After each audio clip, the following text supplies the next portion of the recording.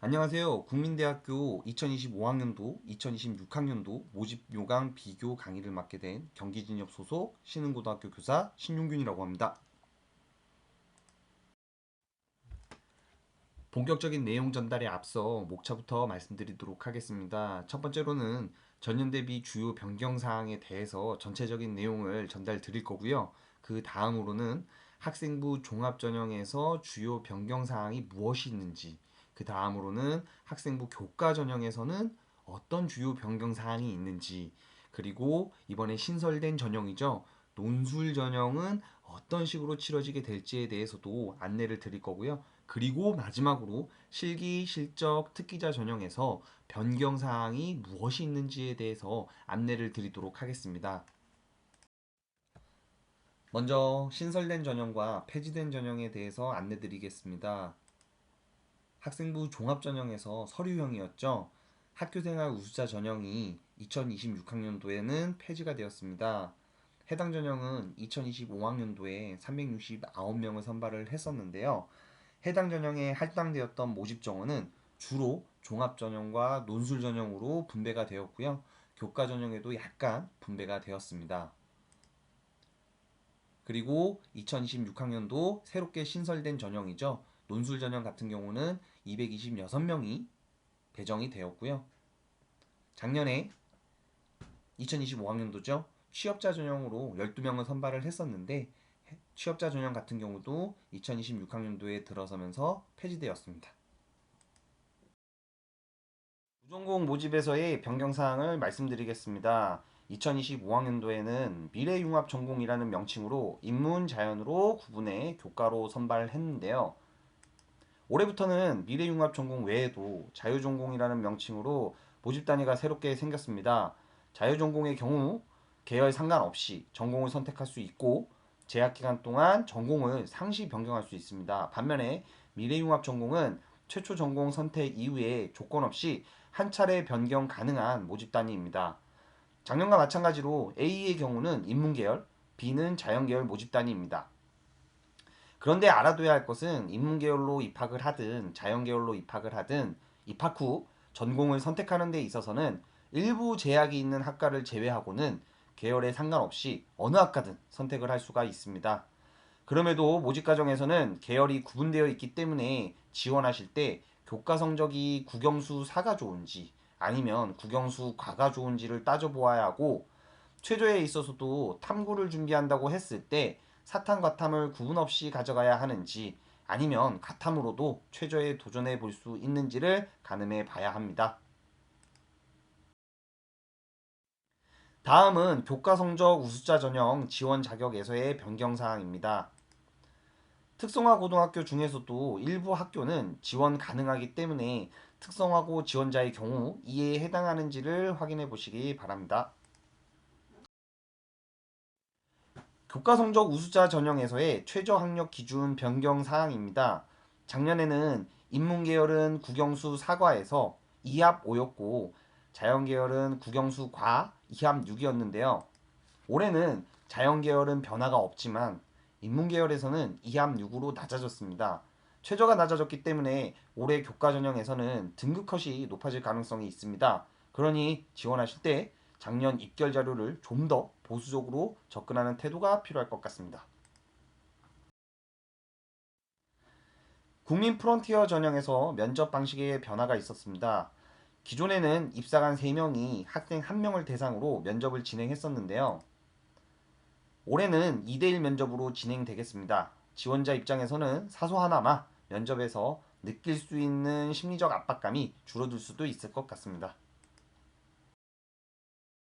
어학 특기자, 소프트웨어 특기자, 기능 특기자에서의 변경 사항입니다.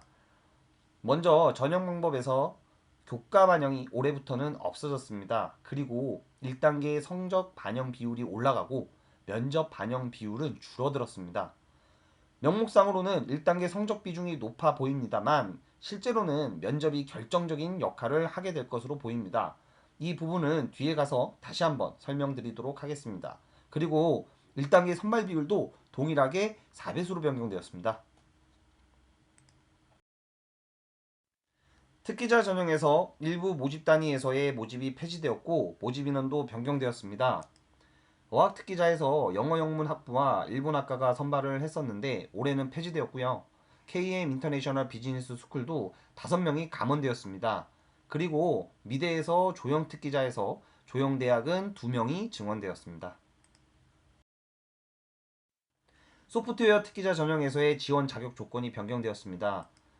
작년에는 정부 부처에서 주최하는 전국 규모의 프로그래밍 경시대회 실적도 인정을 했었는데 올해부터는 해당 실적은 제외되었습니다. 체육 특기자 전형에서 스포츠 산업 레저학과가 볼링 특기자로 뽑던 것을 올해는 스키, 스노우보드로 선발을 합니다.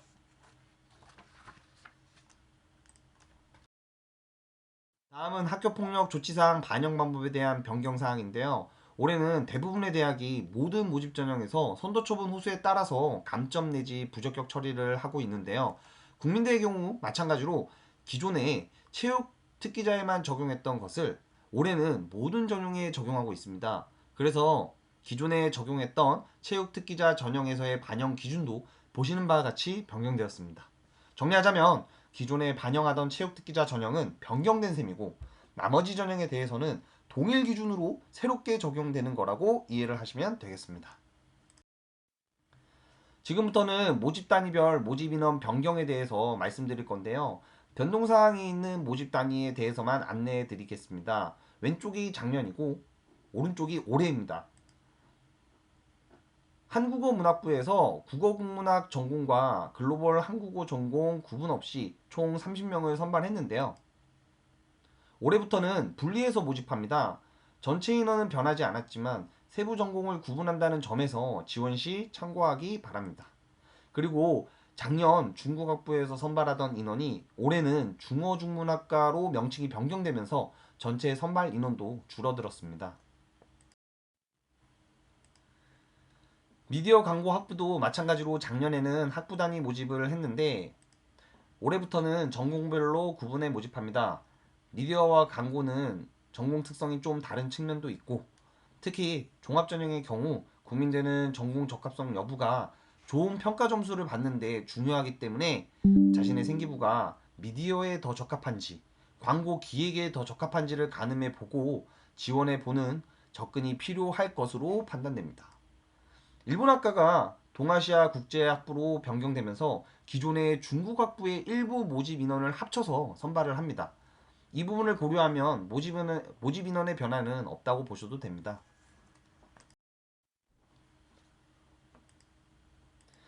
신소재공학부와 전자공학부에서 작년에 학부 단위로 모집하던 것을 올해는 전공 단위 모집으로 변경되었습니다. 세부 전공을 보시면 아시겠지만 전공별로 특성이 조금씩 다릅니다.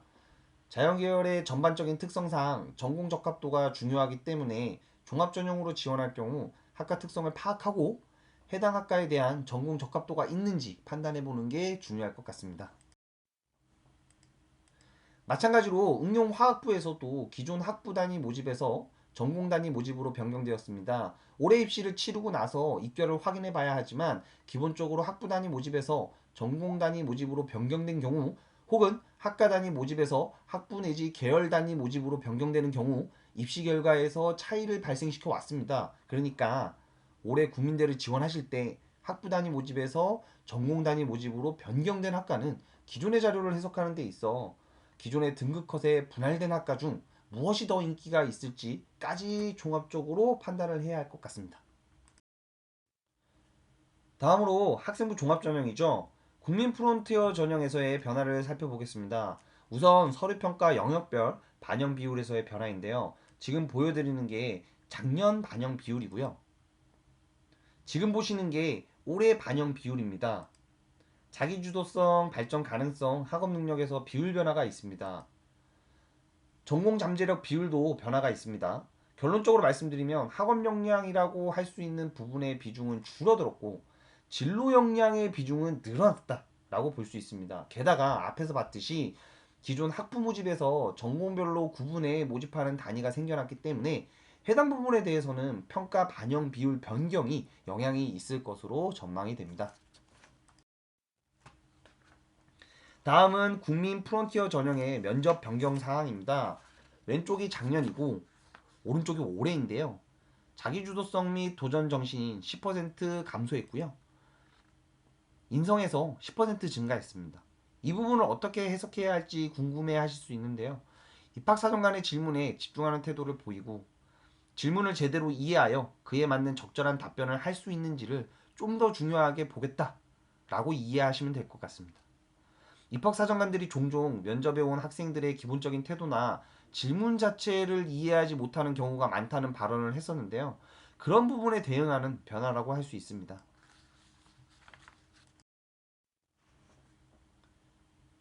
국민 프론티어 작년 입시 결과도 함께 보여드리겠습니다. 경쟁률과 예비순위, 작년 모집인원 대비 올해 모집인원을 눈여겨봐 주시면 되겠습니다. 중국학부 중국 정경 전공은 올해는 선발하지 않는다는 점 확인해 주시고요. 대진 해당 입결은 뒤에 일본학과 입결과 함께 동아시아 국제학부 지원 시 참고로 하시면 되겠습니다. 방금 말씀드렸듯이 일본학과 입결은 동아시아 국제학부 지원 시 참고를 하시면 되겠습니다. 법학부와 상경계열도 확인해 보시기 바랍니다. 다음은 자연계열 입결입니다.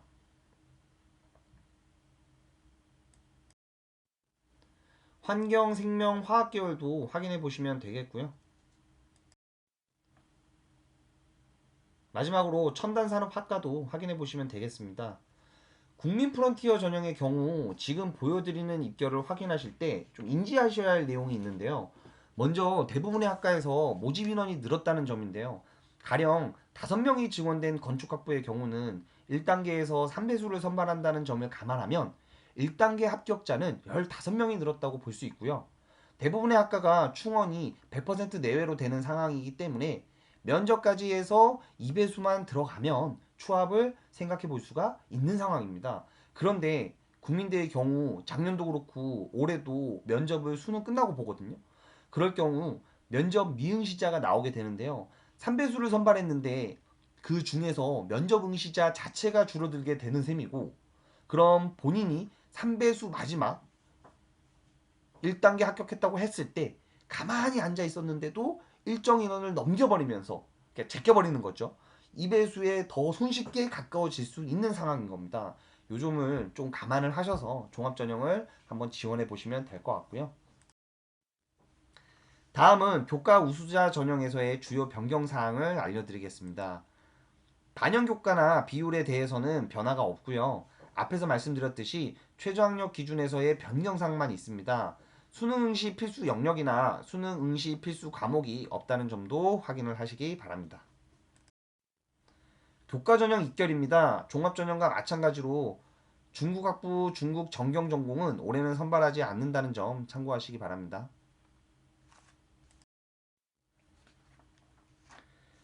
일본학과도 마찬가지고요. 관련해서 새롭게 동아시아 국제학부 모집 인원이 있다는 점 확인해 주시기 바랍니다. 교과 전형에서 동아시아 국제학부 지원 시 중국 정경 전공과 일본학과 입결 중 높은 쪽을 기준으로 좀 보수적으로 접근을 하시면 될 것 같습니다. 올해 경영정보학부는 교과 전형에서 선발하지 않으니 참고하시기 바랍니다. 자연계열로 일부 선발하던 AI 빅데이터 융합경영학과와 건설시스템 공학부는 올해 선발하지 않는 점 확인하시기 바랍니다. 마찬가지로 모집인원 변동 사항과 예비순위 확인해 보시고요.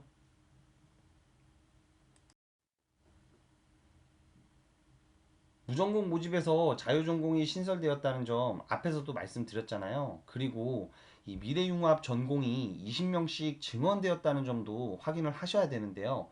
지금까지 보셔서 아시겠지만 교과전형 역시 기본적으로 모집 인원이 늘었습니다. 그리고 예비순위도 함께 보셨겠지만 충원율이 평균적으로 150% 정도를 보이고 있는데요. 미래융합 전공 A의 경우 지금 20명이 늘었잖아요. 그리고 작년에 충원율이 약 150% 정도였거든요. 그럼 미래융합 전공은요, 30명이 더 늘은 셈이라고 생각을 하셔야 됩니다.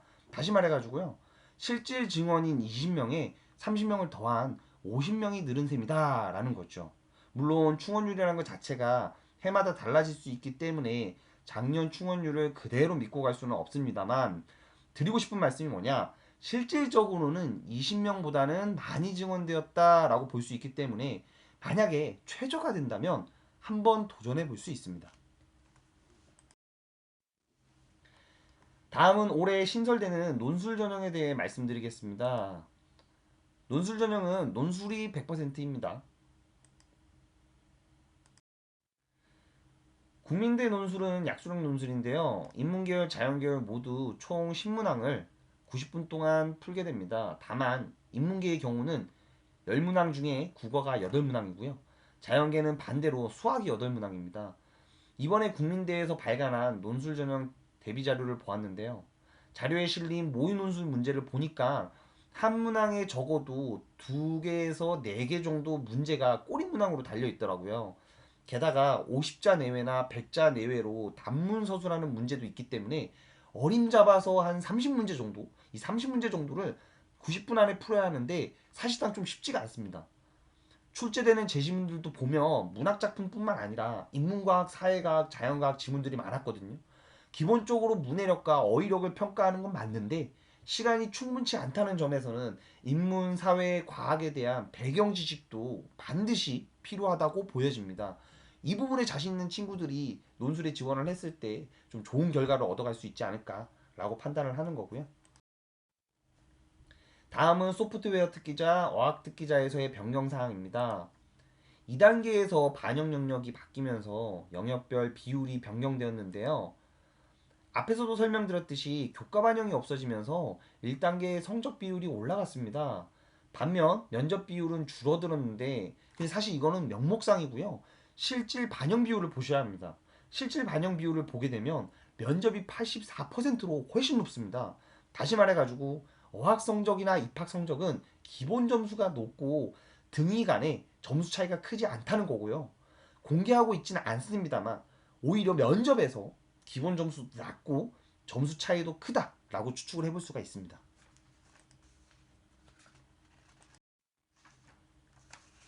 마지막으로 체육 특기자 전형에서 대회 등급 및 등위별로 점수가 변경된 내용 말씀드리겠습니다. 먼저 유도인데요. 보시면 아시겠지만 유도에서는 대 등급별 1등의 점수 차이가 커지고 2등은 점수는 전체적으로 10점씩 낮아졌습니다. 3등의 경우는요. 대회 등급 상관없이 오히려 동일해졌고요. 3등을 했다면 어떤 대회는 대입상에서 큰 의미는 없어졌다라고 이해를 하셔도 될 것 같고요. 1등은 대회 등급에 따라서 확실하게 인정을 해주겠다라는 제스처로 해석을 할 수 있을 것 같습니다. 스키하고 스노우보드에서도 보시면 대회 등급별로 1등의 점수 차이가 엄청 커졌습니다. 그리고 특이할 만한 점이 뭐냐면요. 2등, 3등이라도 A 등급의 대회이면 점수를 더 주겠지만 B, C 등급의 대회는 오히려 점수를 떨어뜨리면서 약간 인정해주지 않겠다라는 제스처를 보이고 있거든요. 아무래도 이 동계 스포츠가 가지고 있는 넓지 않은 인프라, 이 점이 대회의 수준과 등수를 중시하는 모습으로 좀 나타나지 않았나라고 판단을 하고 있습니다. 이상으로 국민대학교 주요 변경 사항에 대해 설명드렸습니다. 올해 입시를 준비하는 대한민국 모든 학생들과 그리고 지도하시는 고등학교 선생님들을 경기진업이 응원하겠습니다. 감사합니다.